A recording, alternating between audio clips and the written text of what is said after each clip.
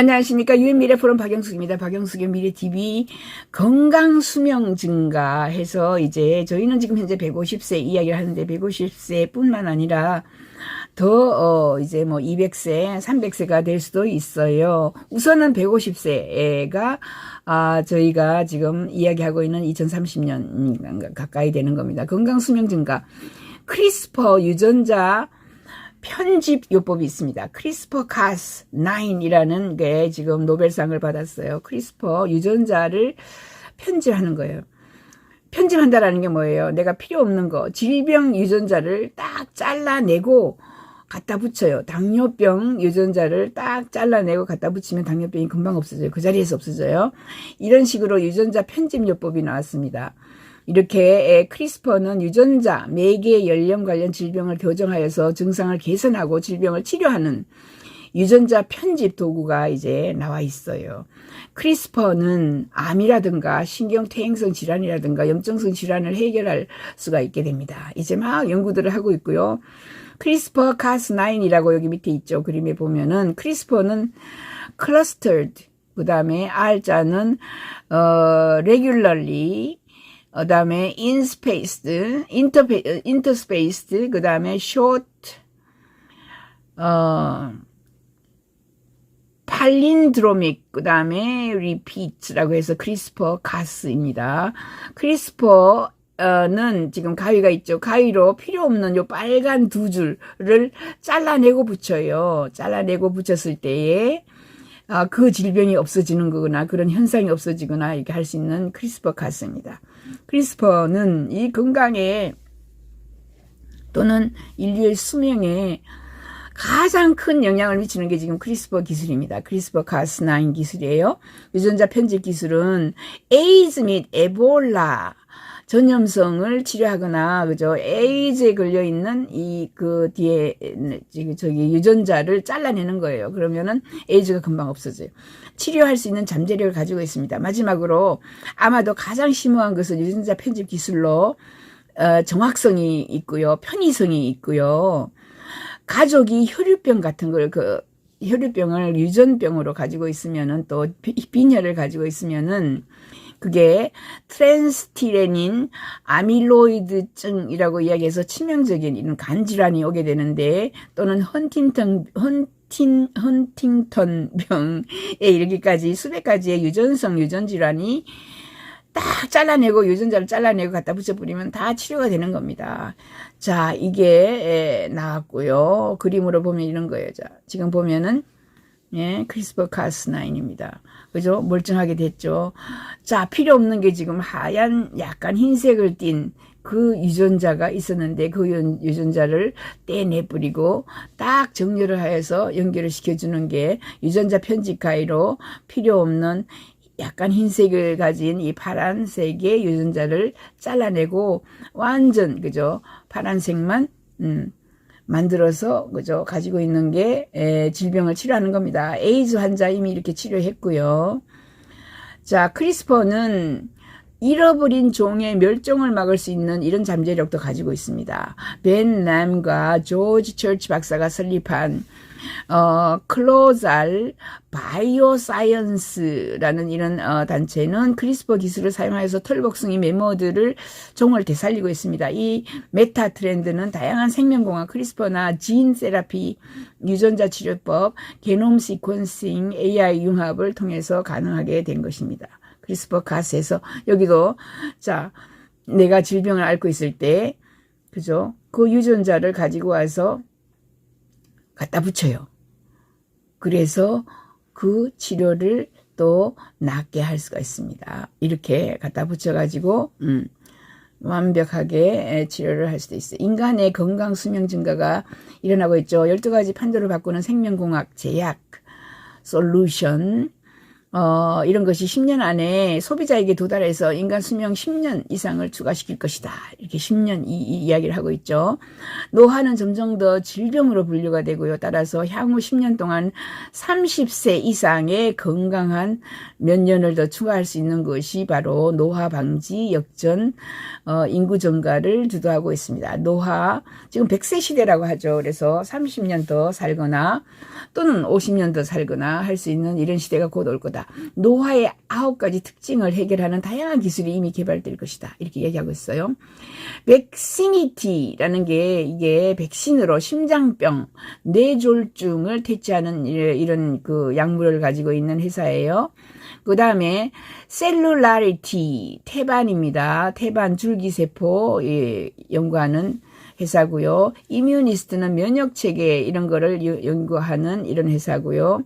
그 다음에 엘리비언이라는 거는 또 뭐 다양한 이런 이 질병 퇴치를 문샷 생각으로 아주 다르게 퇴치를 하는 이런 기업가들이 있습니다.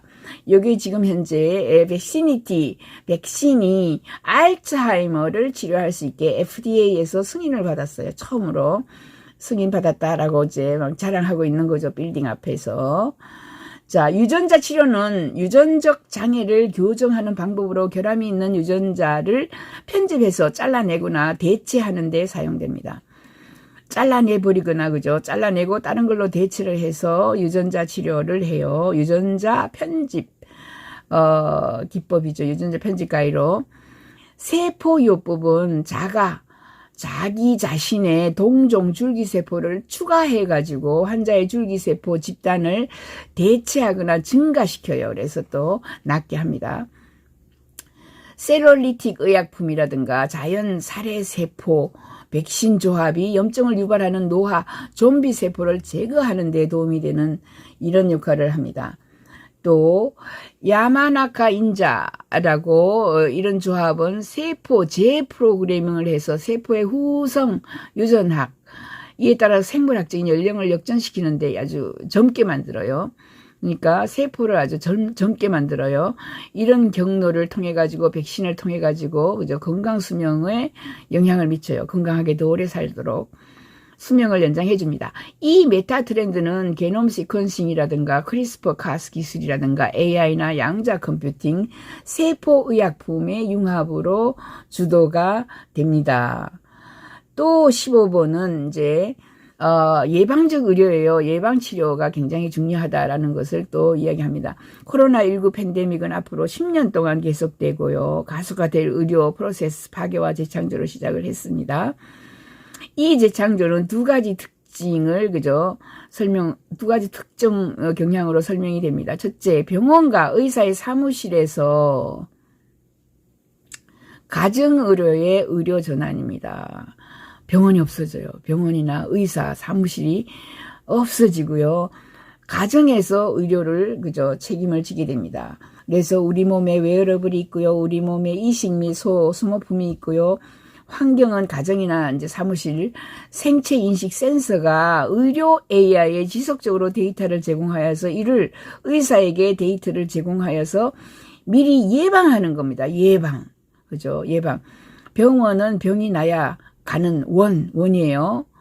그런데 병이 나기 전에 대부분 미리미리 센서를 보여주고 가정에서 이제 치료를 하게 됩니다. 이러한 지속적인 모니터링을 통해서 의약품이 반응성, 예방에서 전환대로, 예방으로 전환이 되어서 질병을 초기 단계에서 감지하고 예방할 수 있어요.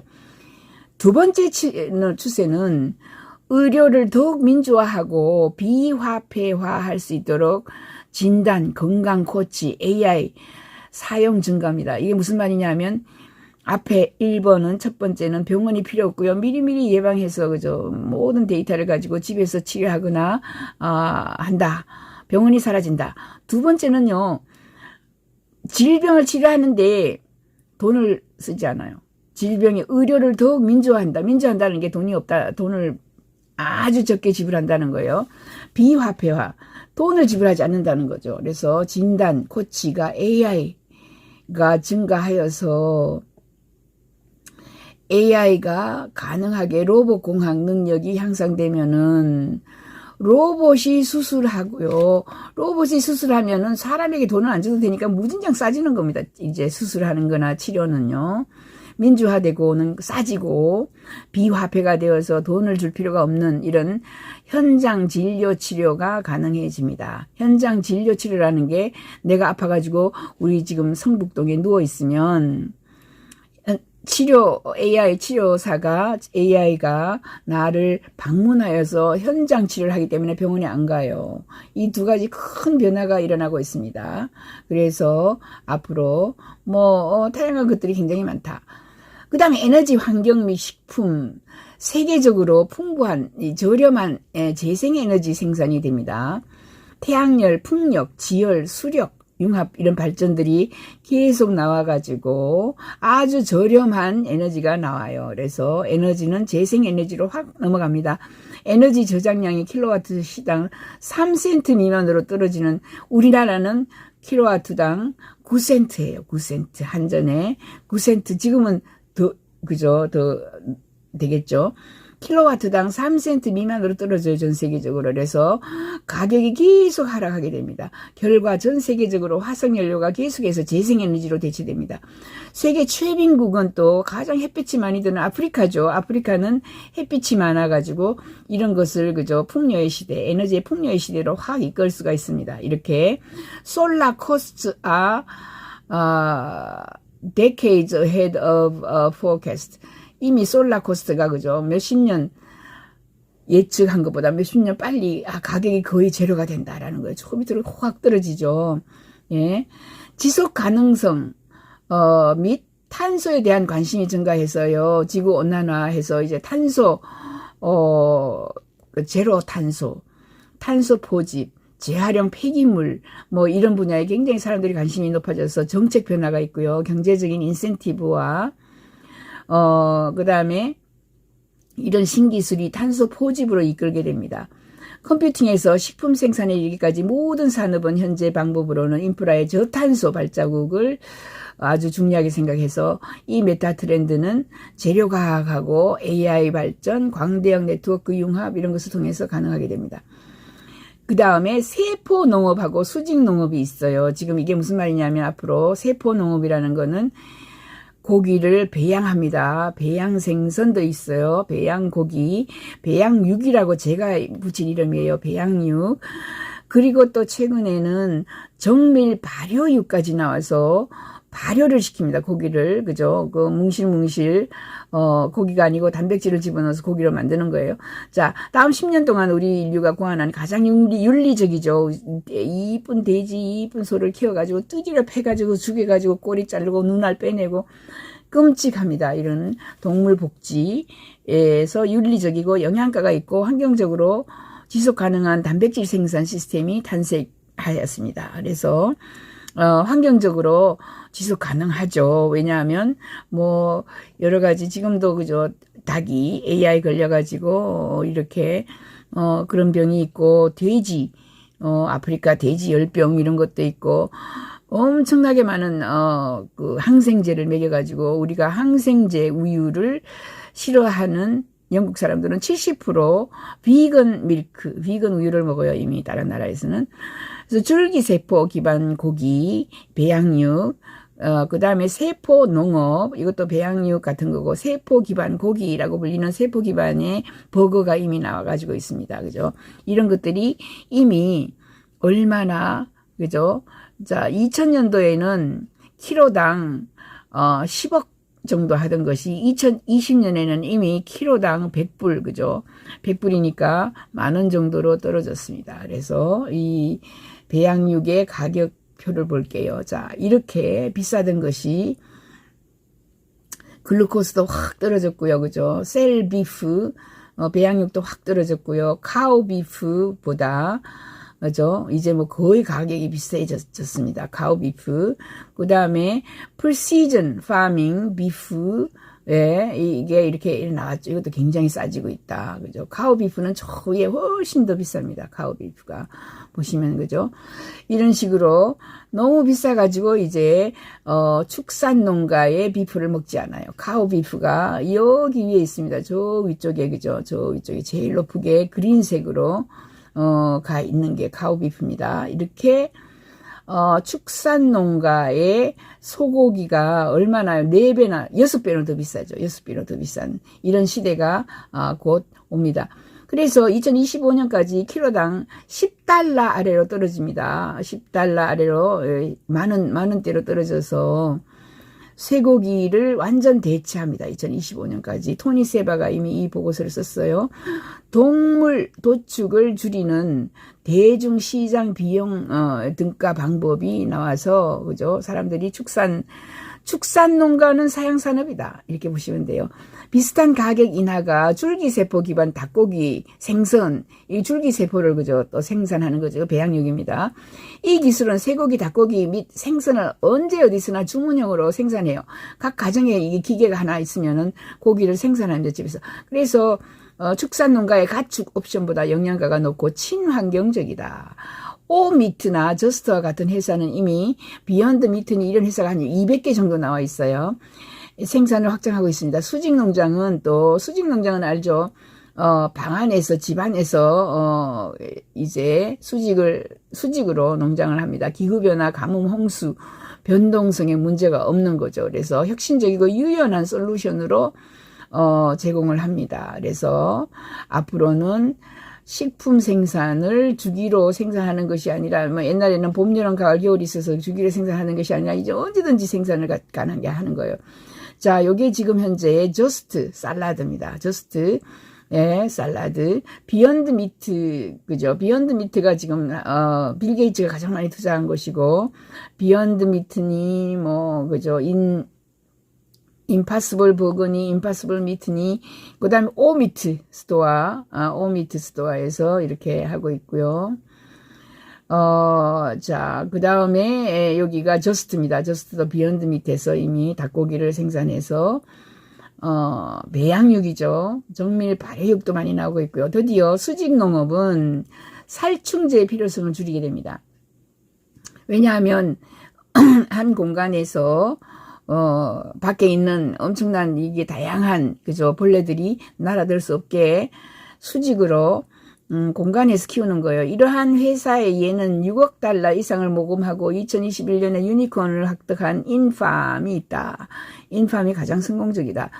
회사의 목표는 지속 가능하고 영향력 있는 농업을 만들고 전 세계적으로 600개 사이트가 있고요. 파트너가 있다. 이미 메타 트렌드는 생명공학이나 재료과학, 머신러닝, 에그테크, 에그리컬처럴 테크를 융합해서 가능합니다. 이게 수직농장이죠. 수직농장 이런 식으로 했을 경우에는 사람도 필요 없어요. 전부 로봇 팔이 돌아다니면서 물 주고, 만약에 해충이 있으면 그죠, 금방 잡아 죽여요. 이렇게 너무나 다양한 이런, 시스템이 나와 있다.